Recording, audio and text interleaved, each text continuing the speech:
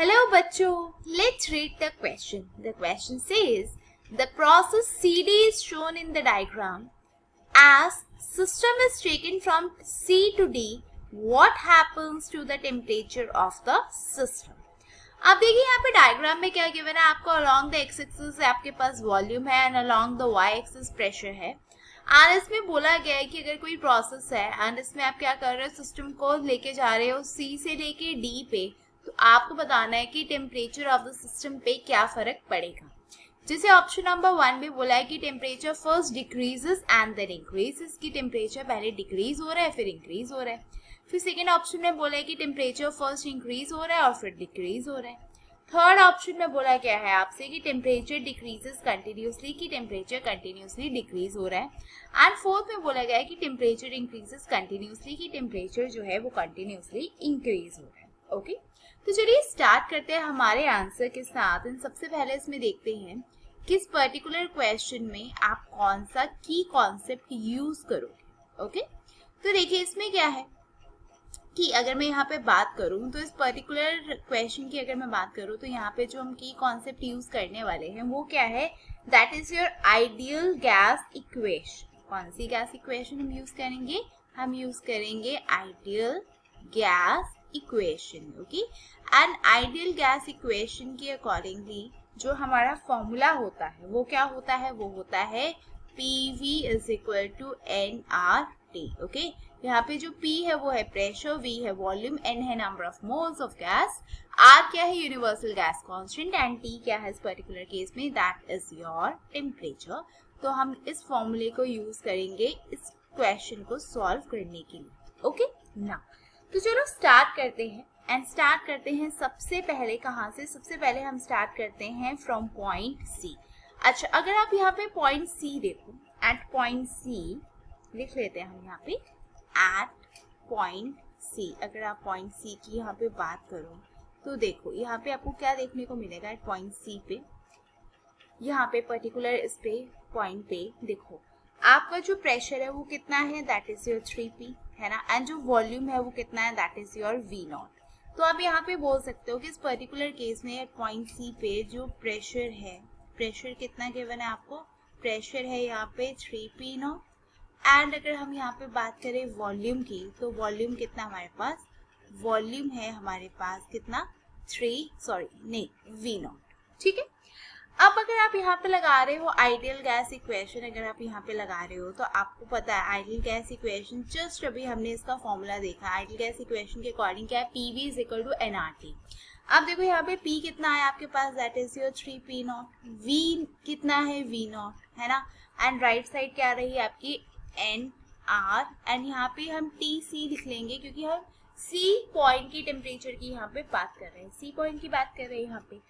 तो यहाँ से आप देखो आपका जो TC आ जाएगा वो कितना आ जाएगा, वो आ जाएगा 3P0 V0 अपॉन में nR. ठीक है, ये क्या आ गया हमारे पास, ये आ गया हमारे पास टेम्परेचर. कौन से पॉइंट का टेम्परेचर आ गया हमारे पास, C पॉइंट पे जो टेम्परेचर था वो हमने फाइंड आउट कर लिया. अब एक काम करते हैं, अब हम लेते हैं कि सपोज यहाँ पे मैंने मान लिया कि मेरे पास एक पॉइंट है M एंड ये जो M है वो क्या है आपका मिड पॉइंट है. ओके, अब आप मुझे ये बताओ कि अगर आपको मिड पॉइंट निकालना है, मैंने एक पॉइंट ले लिया, कौन सा, एक मिड पॉइंट ले लिया एट पॉइंट M.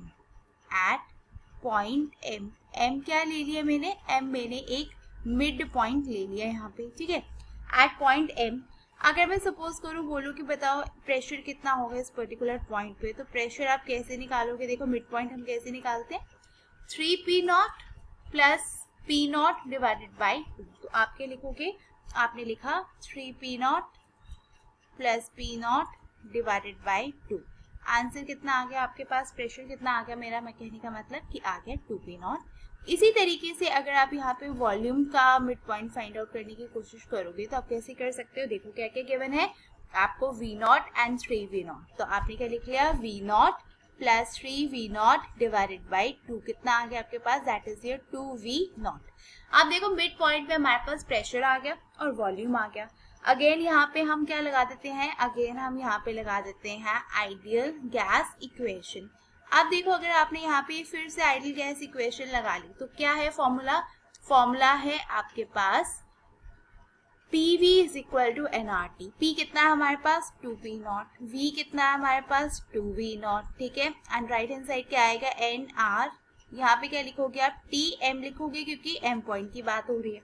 तो यहाँ से अगर आप देखो तो आपके पास जो TM आ गया, TM कितना आ गया आपके पास, TM आ गया आपके पास 4P0 V0 अपॉन में व्हाट, अपॉन में nR, ओके। ये nR इस तरीके से आ गया, मतलब ये क्या आ गया आपके पास, आ गया टेम्परेचर एट पॉइंट M आपके पास यहाँ पे आ गया, ठीक है। चलो अब आ जाते हैं किस पे, अब हम आ जाते हैं हमारे पॉइंट D पे। अब देखो अगर आप पॉइंट D की बात करो तो मैं यहीं पे लिख लेती हूँ at point D, at point D की अगर आप बात करो तो इस पॉइंट पे देखो क्या है, इस पॉइंट पे जो प्रेशर है, राइट, शॉर्ट में लिख लेती हूँ, इस पॉइंट में जो प्रेशर है वो कितना है, देखो D पॉइंट पे प्रेशर कितना है P0, एंड इस पर्टिकुलर केस में जो वॉल्यूम है, वॉल्यूम कितना है आपके पास, वॉल्यूम इज 3V0, ठीक है, क्लियर है। ये हमें क्वेश्चन में ऑलरेडी चीजें गिवन। अब अगर अगेन मैं आइडियल गैस इक्वेशन लगाऊं यहाँ पे तो आपके पास क्या आएगा, P0 into 3V0 is equal to what, is equal to nR, and यहाँ पे हम T को लिख लेते हैं TD, ओके। तो यहाँ से हमारे पास TD आ गया, TD कितना आ गया आपके पास, आ गया 3P0 V0 अपॉन में nR, ओके। ये क्या आ गया, ये आ गया हमारे पास टेम्परेचर एट पॉइंट D भी हमारे पास जो है यहाँ पे अब आ चुका है, ठीक है।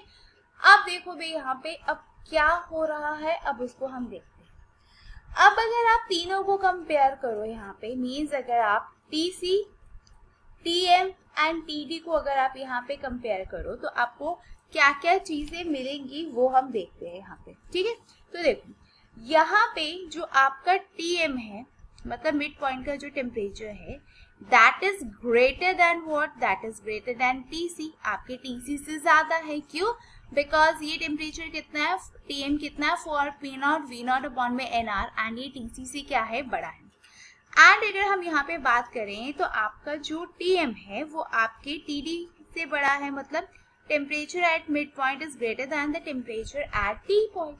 तो देखो अगर आप इन सभी चीजों को देखो तो उसमें आप क्या देखोगे कि हम स्टार्ट कहाँ से हुए थे, हम स्टार्ट हुए थे TC से, फिर टेम्परेचर हुआ होगा TM, फिर से टेम्परेचर क्या हुआ होगा, TD हुआ होगा। अब जब आप TC से TM पे जा रहे हो इसका मतलब क्या है, जो टेम्परेचर है वो क्या हुआ है, पहले इंक्रीज हुआ है। अगर मैं यहाँ पे लिख लूँ टेम्परेचर तो आप देखोगे यहाँ पे जो बेसिकली टेम्परेचर है वो क्या हुआ है, टेम्परेचर फर्स्ट हुआ है इंक्रीज, एंड देन फिर क्या हुआ है, फिर हुआ है डिक्रीज, ठीक है। तो आपने देखा कि ऐसे क्या करने से क्या हुआ आपके पास हुआ कि पहले टेम्परेचर इंक्रीज हुआ, फिर टेम्परेचर क्या हुआ, फिर टेम्परेचर डिक्रीज हुआ। तो इसका मतलब क्या है कि टेम्परेचर फर्स्ट इंक्रीज हुआ होगा फिर डिक्रीज हुआ होगा, मतलब आपका जो ऑप्शन नंबर 2 है जो कहता है temperature first increase and then decrease, that means option number 2 है आपके इस क्वेश्चन का correct answer, okay. So I hope you all have understood the question well. All the very best and thank you.